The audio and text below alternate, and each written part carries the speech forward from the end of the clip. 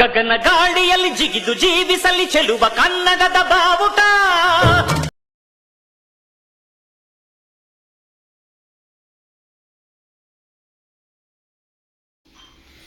March 11 ಕನ್ನಡಿಗರು ಪ್ರತಿಯೊಬ್ಬರೂ ಕೂಡ ನೆನಪಿನಲ್ಲಿಡಬೇಕಾದಂಥ ದಿನ.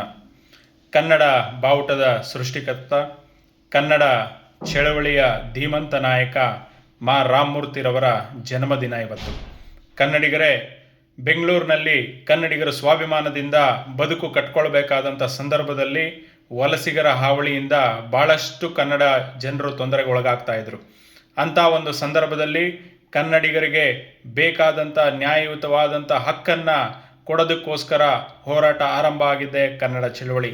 ಇದನ್ನು ಆರಂಭಿಸಿದವರಲ್ಲಿ ಮಾ ರಾಮಮೂರ್ತಿರವರು ಕೂಡ ಒಬ್ಬರು.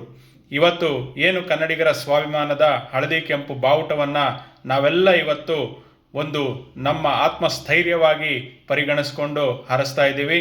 ಅದಕ್ಕೆ ಕಾರಣಕರ್ತರಾದವರು ಮಾ ರಾಮಮೂರ್ತಿರವರು.